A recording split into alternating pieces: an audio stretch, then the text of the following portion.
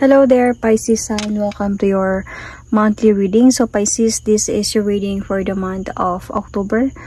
Sun, Moon, Rising, Venus. Okay, Pisces sign. Hindi lahat ng Pisces maka-resonate sa reading na to. So takes what resonates and leave the rest.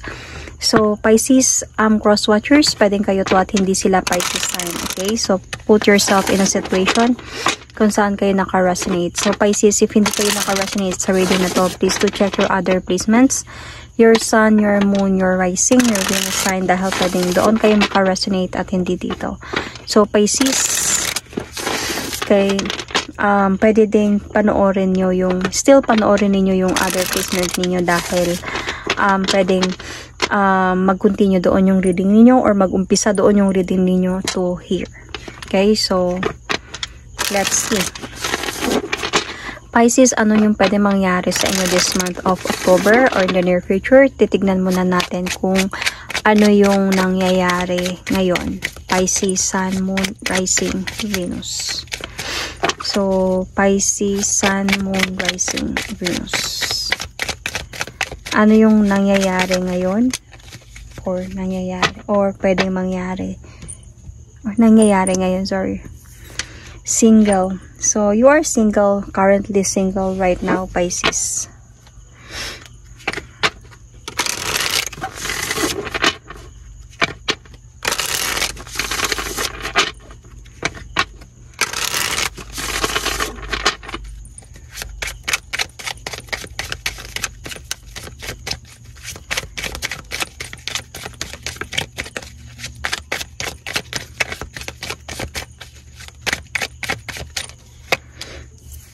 Oh, magnetic attraction, passion.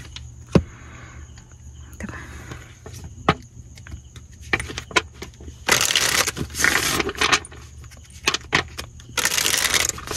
Well, honestly, hindi naman na yan siya bago sa Pisces. Pisces people, signs is meron talaga sa kanila na they are into that talaga. Making love kasi part yan ng kanilang I don't know, part sa kanilang sign yan eh, Pisces. They are looking forward to that talaga. Lalo na when we talk about man or even some of the woman, ganun.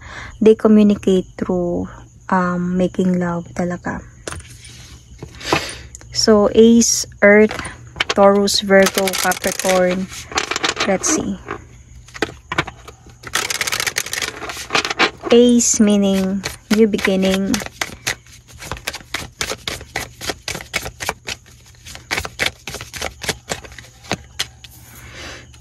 Oh, Narcissus. Okay. Someone is too full of themselves. Okay. You might be dealing here with Capricorn, Virgo, Taurus, or you might have a Capricorn, Virgo, Taurus in your chart, Pisces. Check your placement. You are single right now, pero feeling ko merong kang either naka-fling or ka-connection or sabi natin ka no level na tao na a bit of narcissist siya. A bit of, pag sabihin natin narcissist, this person is just thinking about themselves. This person is someone papaniwalaan ka, na mahal ka, na maganda ka, na sexy ka, or anything, passion, everything about connection, lust, you know, to have a chemistry with you only. Pero, pagdating ng time, medyo it's either sisihin ka sa mga bagay-bagay, it's either manipulate ka, or it's either na kumbaga sarili lang nila yung iisipin nila.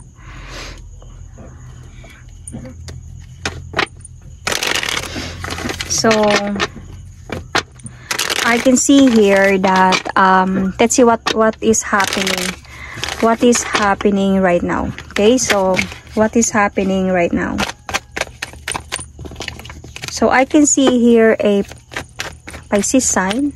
Oh, this is you, Pisces.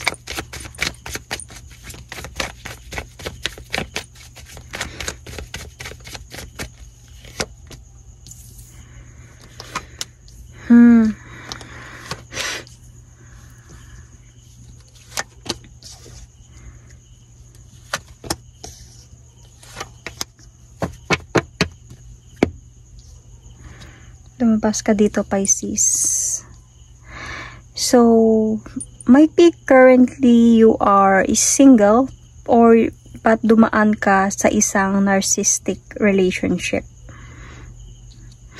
or commitment, something. Might be this is your past and now single ka. Kasi nakikita ko naman dito, you are healing. So, you are in a healing process, being happy with yourself and gathering some ideas on what to do next sa sarili mo or sa buhay mo.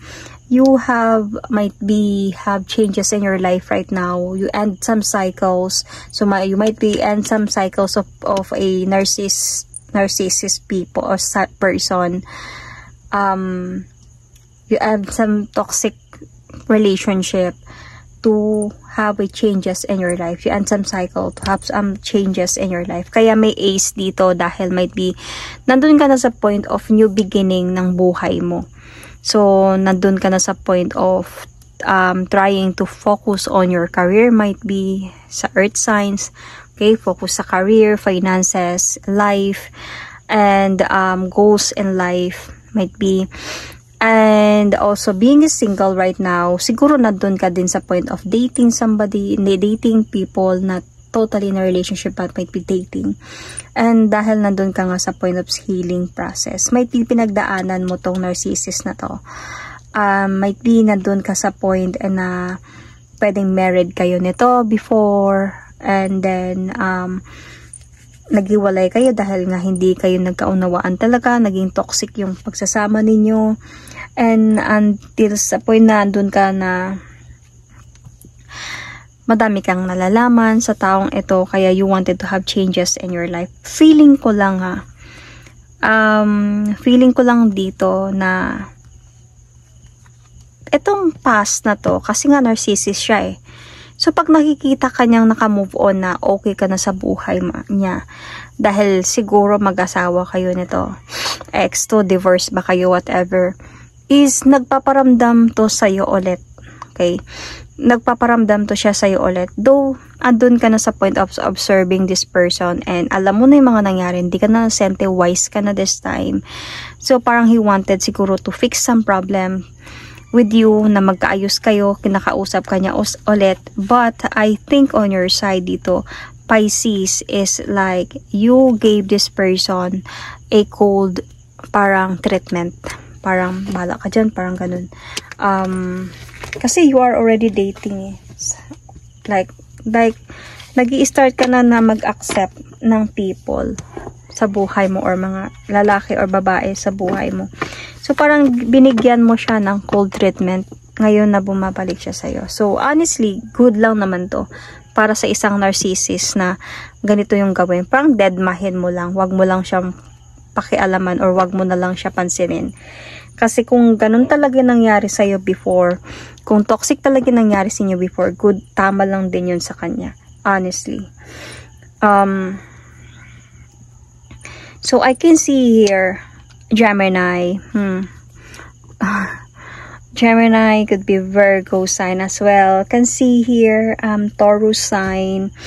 I can see here, Taurus, Capricorn, Leo, Aquarius, or Gemini, Libra, Sun, Moon, Rising, Venus. Okay, so let's see ano yung pwede mangyari this month of August or in the near future.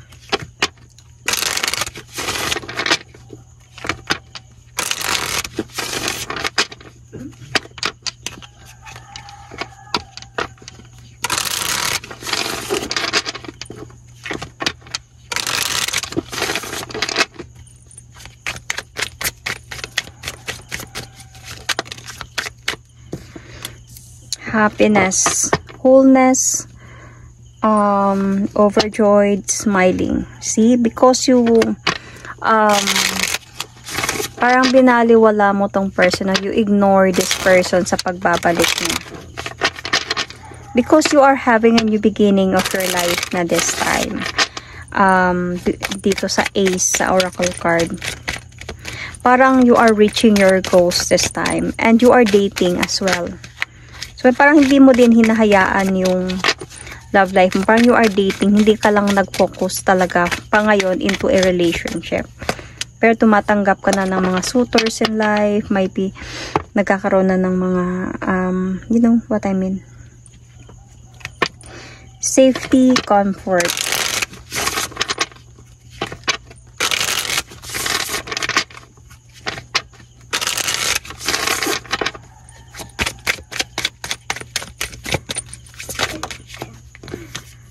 Family, home, commitment. So, let's see.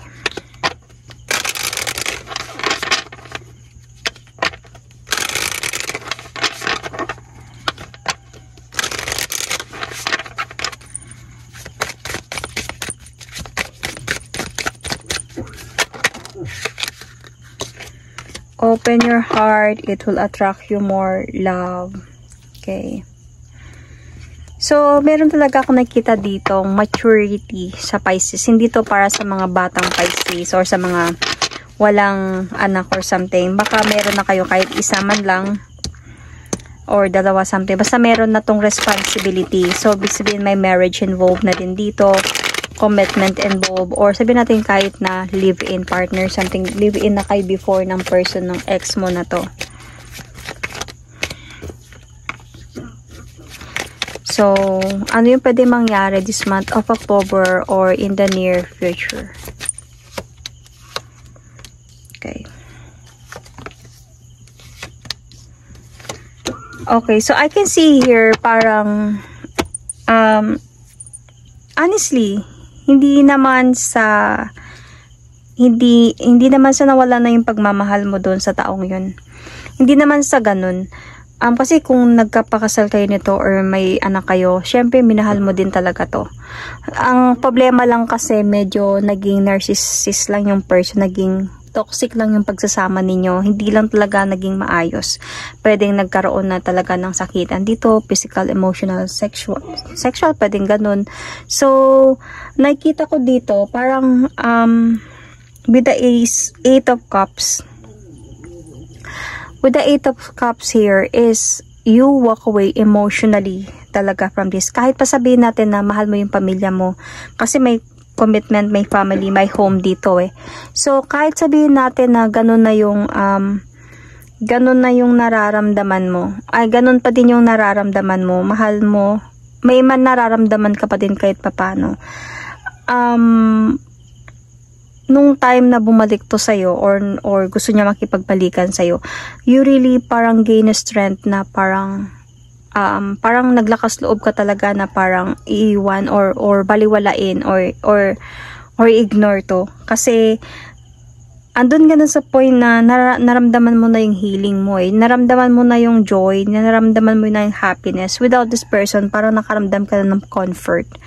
Kumbaga. So, or might be nandun ka sa point that you are dating, you are having someone new in your life kasi meron ditong open your heart, it will help you attract more love.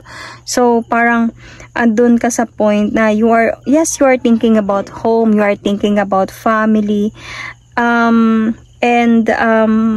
andito din sa point na hindi ka na nasasaktan sa mga nangyayari ngayon kasi healed ka na eh. So, healed ka na, okay, happy ka na, okay ka na, nawala siya. Umalis ka na talaga dito emotionally from this person and you already end the cycle, may changes na sa buhay mo, having a new beginning of your life, ano man yung mga ginagawa mo, being single. So parang hindi ka na nasasaktan, though andun sa point na mahal mo yung family mo, mahal mo yung anak mo, mahal mo yung pagiging mother mo or you wanted to have a complete family. Pasensya na sa mga ingay. You wanted to have a complete family pero andun din sa point na mas pipiliin mong maging ganito and to focus on your goals in life, to guard yourself from this person, to have a new beginning kasi andun sa point na baka kumbaga magsisi ka lang kung sakaling tanggapin mo pa siya ulit. So you have like nakuha mo yung justice mo dito nung bumalik itong person na to sa'yo. Parang kung before, so kung married na kayo nito, madami na kayong pinagdaanan. Kung before is andun siya sa point na nagagawa ka lang niyang gawing tanga, Pisces, being a lovable Pisces, being, Pisces is very sensitive, so palagi kang umiiyak dito, nasasaktan ka. So ngayon, parang nakuha mo na yung justice. Ngayon na okay ka na, happy ka na sa buhay mo ngayon, and bumalik siya, parang naano mo, kita mo, bumalik ka din sa akin. So, pero wala ka nang naramdaman na pain. Nung bumalik siya, parang hindi ka na nakaramdam ng sakit.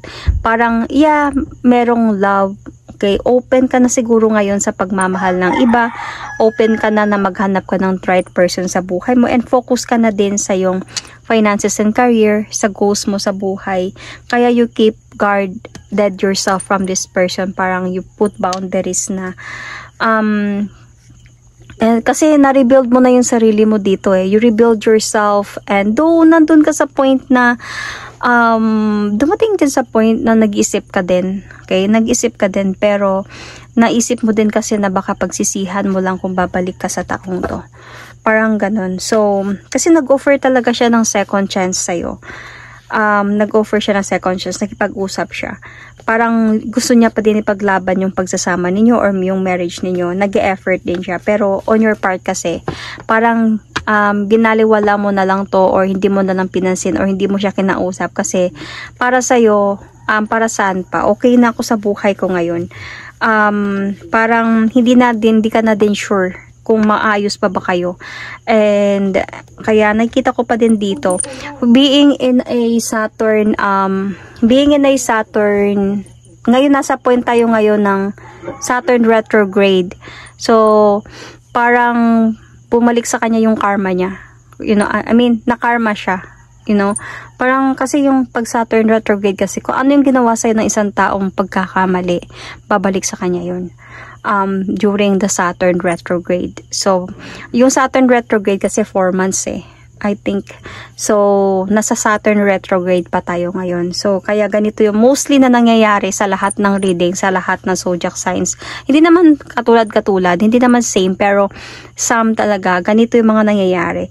Like, meron talagang realization, merong decision na hindi na, meron naman ako nakita, like Cancer could be that, sa Cancer nga, hindi pa nga talaga sure kung babalik siya. Pero parang meron siyang feeling of wanted to come back, pero meron ding parang nagdadalawang isip din siya. So might be parang ganun because of the Saturn retrograde na meron tayo. So anyway, I can see signs as well here. Libra, you might have a Libra in your chart, or you might be dealing with a Libra sign. Cancer, Scorpio, Pisces is also here. Capricorn, Virgo, Taurus, as I said, Libra, Taurus is here.